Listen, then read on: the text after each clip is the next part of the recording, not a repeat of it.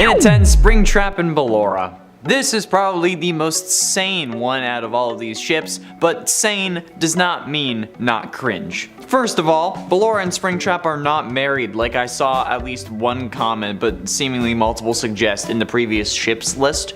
That's not a thing. They're animatronics. And there is no evidence that Ballora is possessed, either by a Mrs. Afton or literally anyone, despite the novels having the fun times be injected with the remnant of the 5 original animatronics. There's no evidence for that in the games. And while Ballora could have been created as a surrogate mother or a representation of a woman that Afton loved or couldn't have or whatever the story ends up actually being, this is still all kinds of weird. Like, what are you people doing? Bro, do you realize that this is a serial killer trapped in a robot suit? Right? Like this isn't just your old run-of-the-mill ship. In fact, none of these are. To put it into a different perspective, you're basically shipping Jeffrey Dahmer with a robot woman. You're shipping Ted Bundy with a fembot, for God's sakes. Like, does that really seem normal to you? Because it shouldn't. In at 9, Springtrap x Matt. Now, I'm not quite sure what this is shipping because there was no way in hell that I was putting that in my search history, but when I looked up Springtrap X, this was one of the suggestions, Springtrap and Matt. Now, I'm fairly certain that this is talking about the Springtrap and the Matt from the Fazbear Frights book Bunny Call, where a video game designer named Matt ends up giving birth to a real-world version of Springtrap, but a load of people guessed or assumed that this Matt was intended to be a reference to Matt Pat of Game Theory, which is honestly pretty terrifying. But now, people have begun shipping the characters, and the only reason this is higher on the list instead of lower is because this is only my suspicion, because again, there was no way in any dimension or universe that I actually clicked that suggestion. No way in living hell would I ever do that. Not if hell froze over, not if pigs could fly, not if butterflies flew out of my ass, not if a dinosaur head popped out of my butt and ate my coffee table. No, not a chance in literally any dimension. And I subscribe to the many worlds theory, much like how you should subscribe to the channel, so technically there should be a dimension where I clicked it, but not this time. No sir. And it dates Springtrap and Vanny. Now, I'd like to point out to the jury that Springtrap is a serial killer trapped inside a robot, but also that they do not exist as of Security Breach when Vanny is introduced, since at this point Springtrap has turned into Burntrap. So, for this to work, there would need to be a load of shenanigans, since for Vanny to be created, Springtrap has to become Scraptrap, and then burn in FNAF 6, releasing his soul to possess the hard drive that gets scanned into Help Wanted, that then takes over our brains as Vanessa in Help Wanted. So, for Vanny to be created, Springtrap has to die. Neither can live while the other survives, as the Harry Potter prophecy says. So, like, how on earth are we supposed to ship Springtrap and Vanny when it's literally impossible? This is why I don't like these kinds of things, okay? It makes me think, and it just seems impossible. Like, I don't want to think about the lore implications of shipping animatronics. This is all kinds of cursed, and it actually physically hurts me. I feel physical pain, like someone stabbed me. And at 7, Vanny. Vanny is the planned main antagonist of the next FNAF game Security Breach. There is not much we know about Vanny, but there are plenty of theories. Some believe Vanny to be the glitch trap controlled version of Vanessa, which would make sense. Some also believe that she was the girl who recorded the tapes in FNAF ER, aptly referred to as Tape Girl, who I literally just mentioned, which would also make sense. And while both of these are probably true, even if they aren't, somehow Vanny did fall under William's control, which in essence makes her a Springtrap victim, even if it was Glitch Trap who was controlling her. But he also would have manifested in that suit because he didn't want to relive the agony of being spring locked, so he was still basically Springtrap. Look, this was a hard list, okay? And I had to add this number at the end. I had to add it so that I had 10 points, okay? So chill for a minute and let me do my thing. And it's 6, Charlie.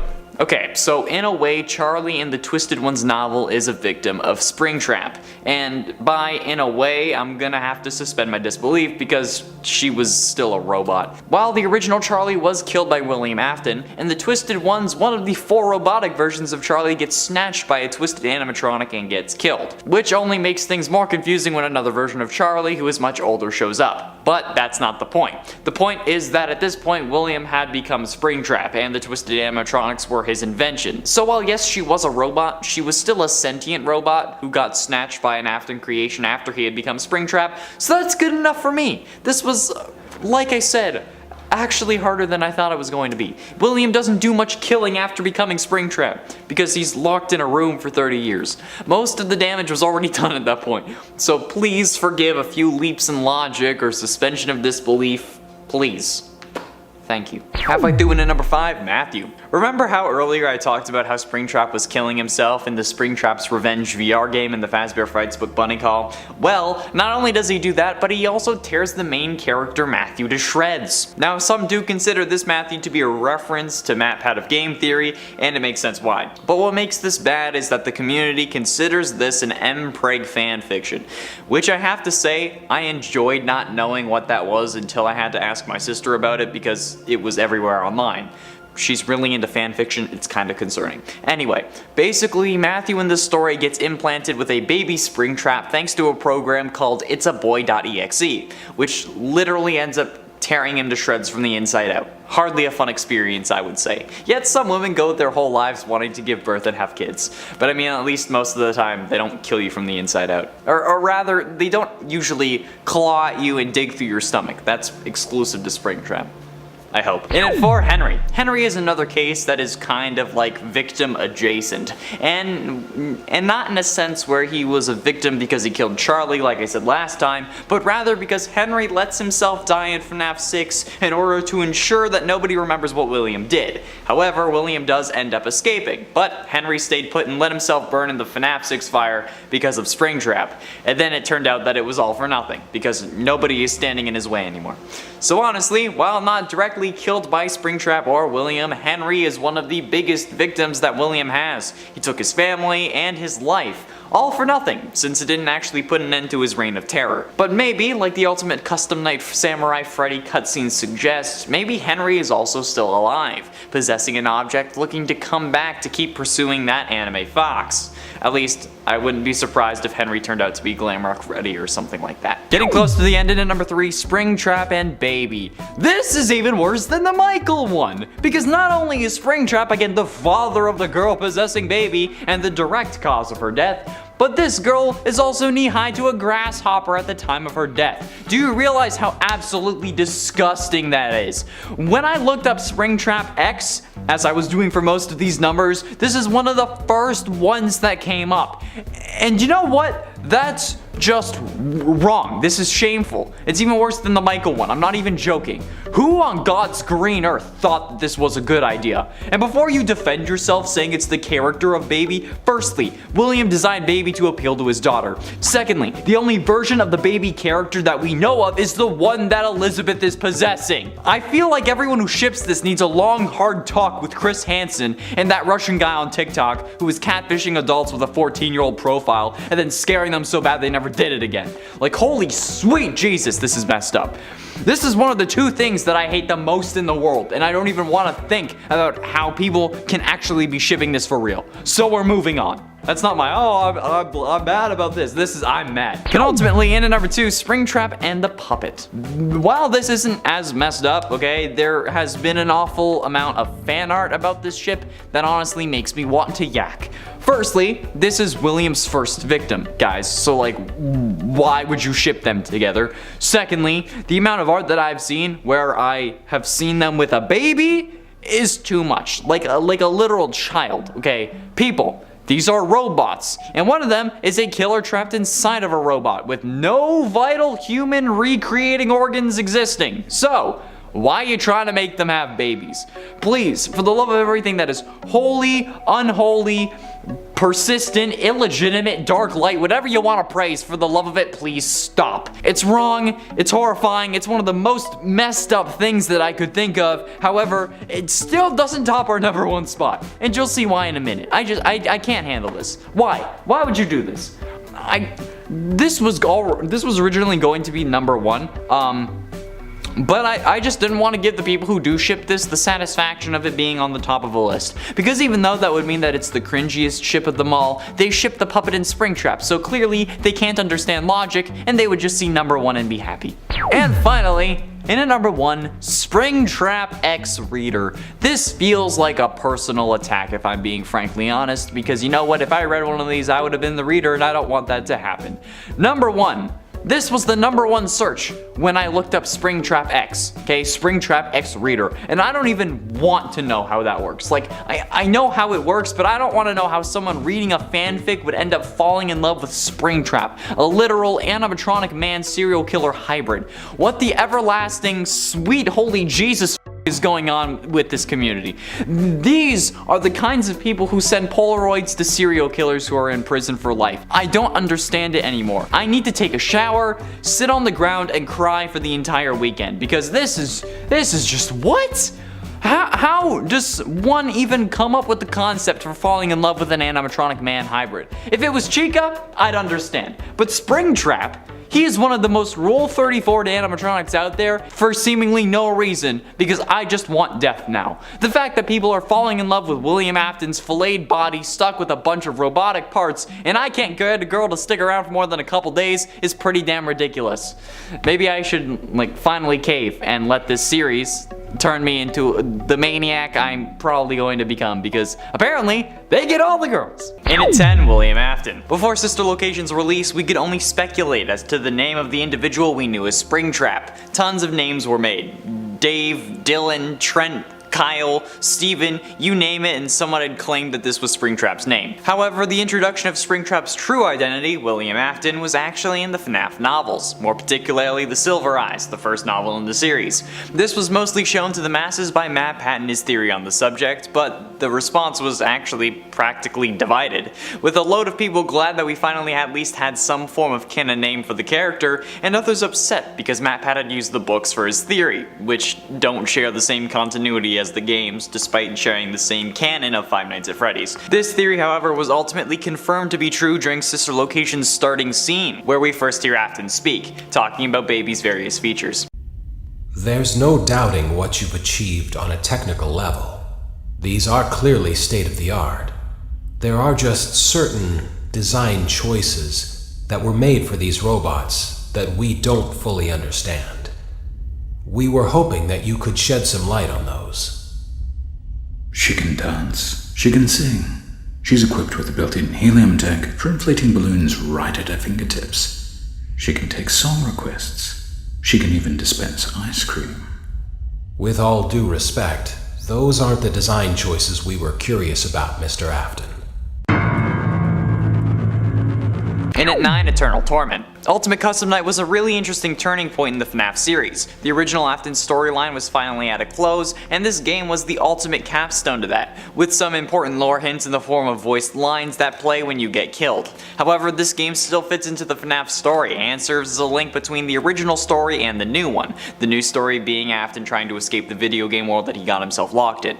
But we originally interpreted this game all wrong, since we initially thought that William was burning in hell, or at least stuck in purgatory. But as all Supernatural fans know, purgatory is just a giant forest where monsters kill each other for all eternity, not a security guard office where you have to fight off countless animatronics. But this idea, despite being solid with incredible amounts of evidence, was proven wrong thanks to the original final book in the Fazbear Fright series called Bunny Call. Wow, Scott really likes to act like he's ending things with Springtrap and then just totally doesn't. However, in this book, the story of the man in room 1280 tells the true tale of what's going on in this game. Afton is in the hospital, horrifically burned after the FNAF 6 fire, and is stuck in a coma, much like Crying Child was in FNAF 4. Eventually he wakes up though, which I'm guessing is him beating 50/20 mode, and is brought to a Fazbear warehouse where he promptly explodes and possesses a hard drive. Fun. And at 8, bribery. The fact that William wasn't caught, or that everything seems to go so perfectly for him, has to have an explanation. It's not like this guy just got that lucky. No way, not in Five Nights at Freddy's. There has to be a reason behind why the cops didn't check inside the bleeding and horrifically smelling animatronics. We know that this is the case because the newspapers from FNAF 1 confirm that the restaurants shut down thanks to animatronics smelling like death and leaking mucus and blood. Here's a quote from one of those clippings. Police were contacted when parents reportedly noticed what appeared to be blood and mucus around the eyes and mouths of the mascots. One parent likened them to reanimated carcasses. How were the bodies not found then? They could have tested the blood, found that it was similar to the parents if they didn't have any of the kids' DNA on file, and then easily have gotten a warrant to take the animatronics. But they didn't. The dead bodies were still never found and Afton was released. How the actual hell is that possible? The only way I can see personally is bribery. Like, William had to have been bribing these people, and they had to know that he was locked in the back room of Fazbear Frights, because why would they tear down a random wall to find that animatronic? It's impossible. There's no way that he just got released out of random chance. No one is that lucky. No. And at 7, Springtrap and Mangle. Springtrap and Mangle is one of the ships that was suggested the most in the comments of cringy FNAF ships, and I can see why. Firstly, what the hell? Okay, why would you even consider these two to be a good pairing? Second, isn't Mangle possessed by a dog? Like, didn't we settle on this? Like, William used Mangle and Susie's dog as like a remnant experiment to see if he could actually get robots to be possessed? Or have we forgotten about that for some reason? And I mean, like, a literal animal as well. Like, not he a dog, like he's literally a dog.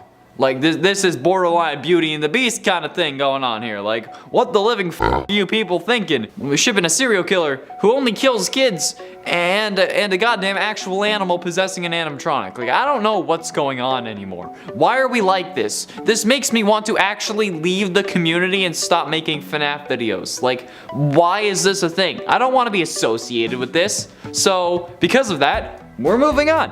And at 6, Springtrap and Golden Freddy. Now, in the previous ships video, I mentioned how shipping Springtrap with anyone was cringe, but specifically the original 5 animatronics, since each one are one of his victims, and a kid.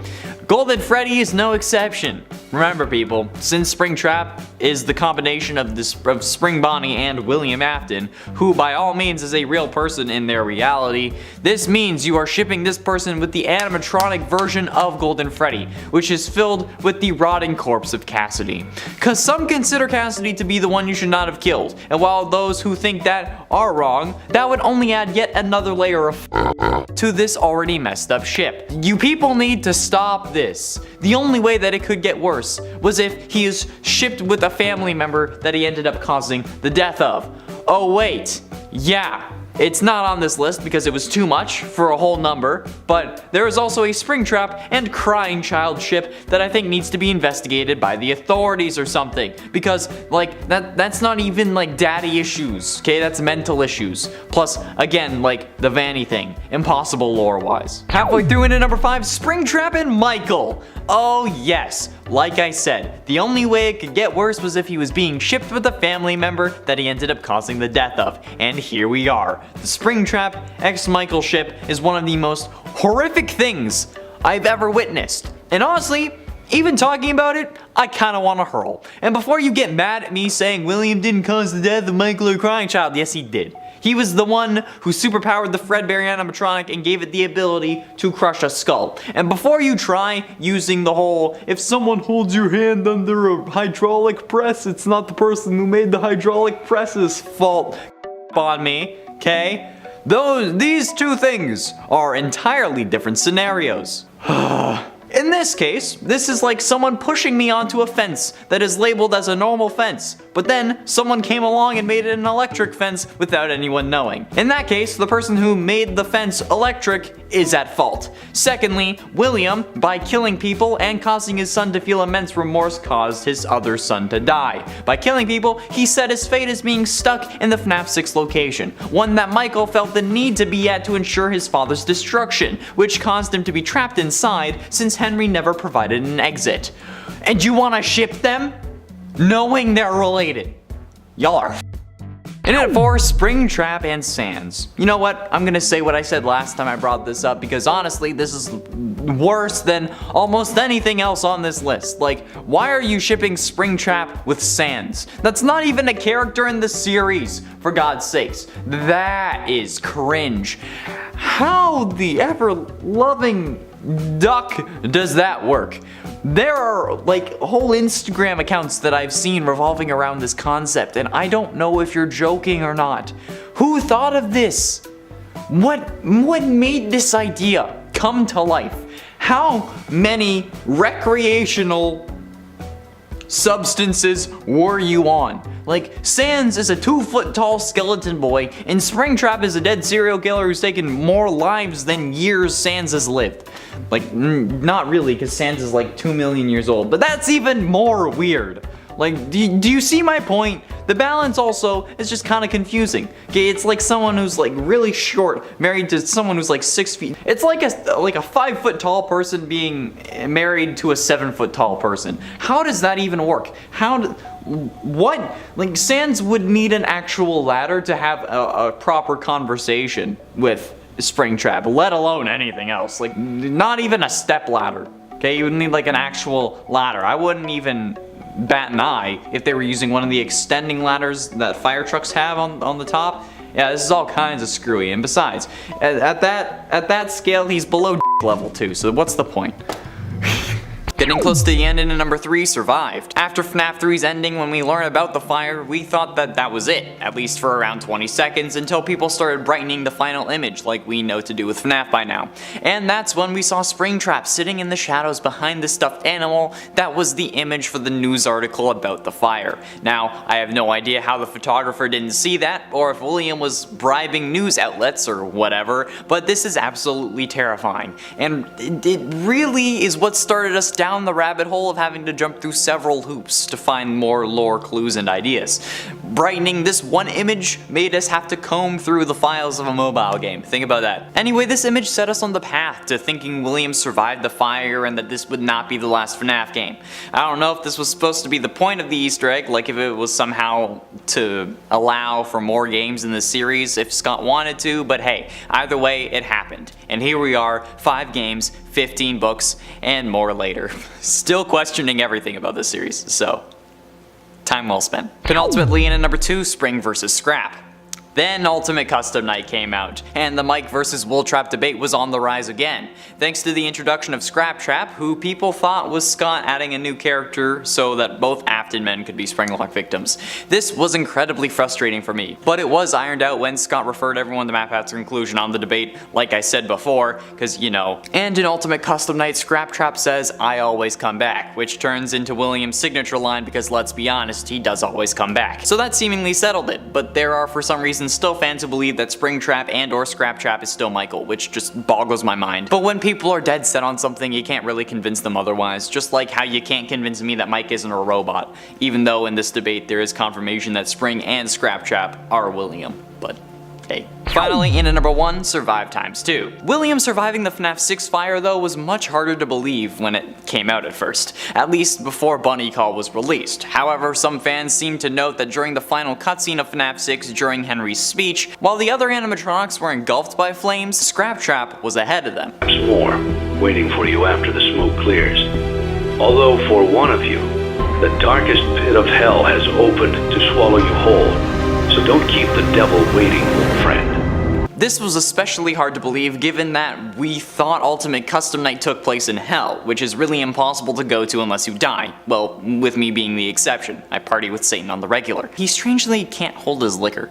Either way, this was all proven to be true when Bunny Call was released and William was in the hospital in room 1280, which I have to say has got to be one of the biggest trolls in the entire series, or like at least like one of them. Because like, come on Scott, really? You had to do that to me? To us? Yeah, thank you, Scott.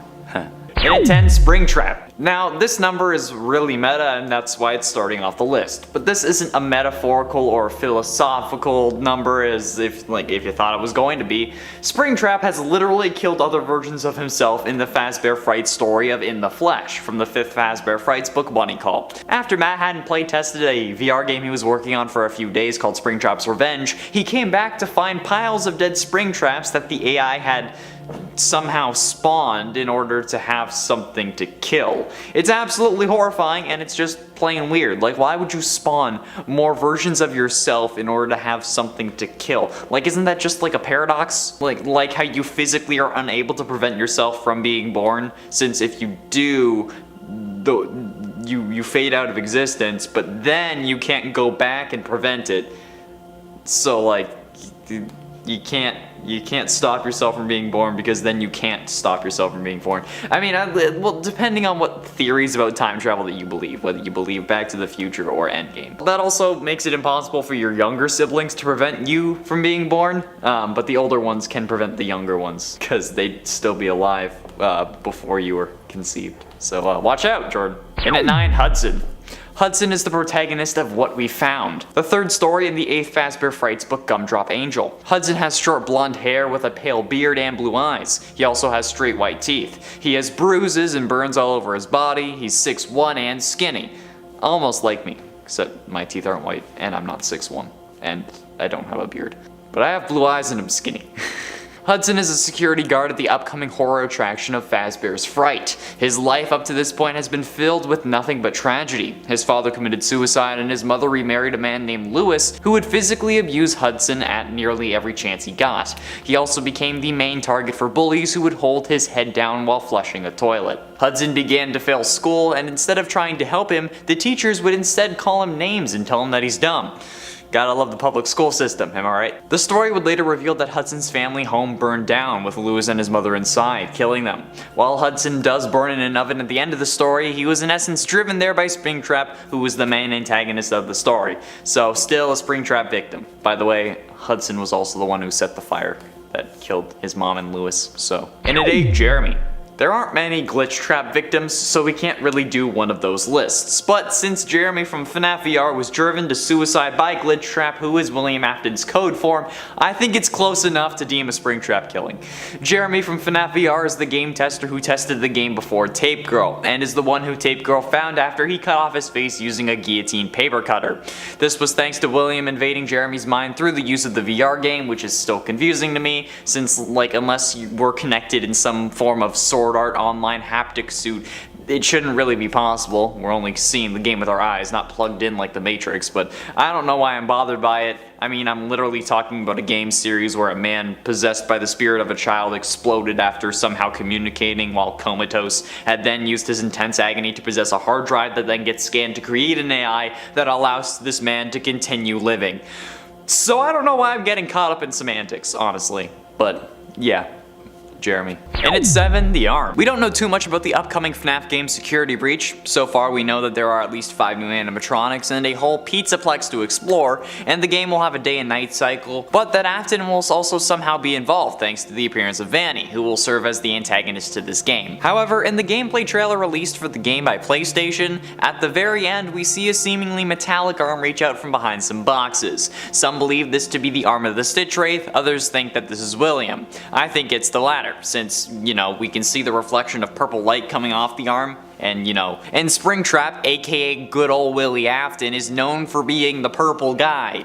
This combined with the fact that he's trying to escape the game indicates that he will in fact be successful. And his goal of achieving eternal or everlasting life will be complete, since now he exists as code, and can, I'm guessing, jump from animatronic to animatronic. And that's probably going to end up being a feature in the game after Security Breach, if there is one. And at 6, Glitch Trap. Glitch Trap is very clearly meant to be William Afton in his code form. As Tape Girl says, he was created after they scanned a hard drive they were given that was meant to help with coding the AI for the animatronics. However, while this is evidently William, it's theorized by many that this is meant to be based on the original suit that Afton wore to lure kids away, or at least try to, since thanks to the newly released Faz Facts, which I covered in detail in another video, link is in the iCard, we now know that the first animatronics William built, or at least some of the first, had claws that could hide away items, which is a feature only present in the Funtime animatronics. So the Funtimes were built before the spring-lock suits used in Fredbear's Family Diner, at least they could be. So this would have to have been a suit used at the company before they even had animatronics. And he was also planning on going on a killing spree already, so we can always assume the worst. Maybe there are more kids that went missing out of their homes like suggested in the Midnight Motorist minigame. Who knows? And at 4, Mic Trap. The Mic Trap theory came out after Sister Location's secret ending, where Michael makes his speech with the famous line of "I'm going to come find you." After saying "I'm going to come find you" a second time, Springtrap appears at the burnt down Fazbear Fright.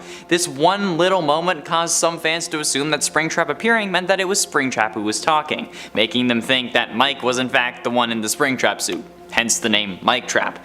This, however, was simply to illustrate that Springtrap survived the fire, like we had been assuming, since Scott said in a Reddit or Steam post to check out MatPat's conclusion on this debate, and MatPat had concluded that it was William in the Springtrap suit. Since in FNAF 2's minigames he was able to drive, and if he was Michael, we couldn't have been him in sister location. It wouldn't make sense. But that wouldn't be the end of the mic trap debate. Haha, just wait until the next game comes out. Getting close to the end, and in number 3, Gregory. Now, with Security Breach not releasing until late 2021, we can only speculate as to what happens to our next main character and our player, Gregory, in the next Fazbear game. However, it's entirely possible that Gregory ends up getting killed. Think about it. This is literally a kid who is fighting one of the FNAF universe's deadliest child serial killers, who has multiple animatronics out to find him and control over a security guard. Not only that, but it's entirely possible that Glamrock Freddy ends up betraying us and crushing us while we're inside of him. That sounded weird. It's not like we haven't been killed in the games before, or at least horribly mutilated like we were in Sister Location. And we as the player die in FNAF 6 along with Henry. So Scott is not new to killing off the main player in his games. But also, realistically, he's a kid. And like, what's he gonna be able to do against a literal sentient code? And if he lives, there will be someone to tell the cops what happened.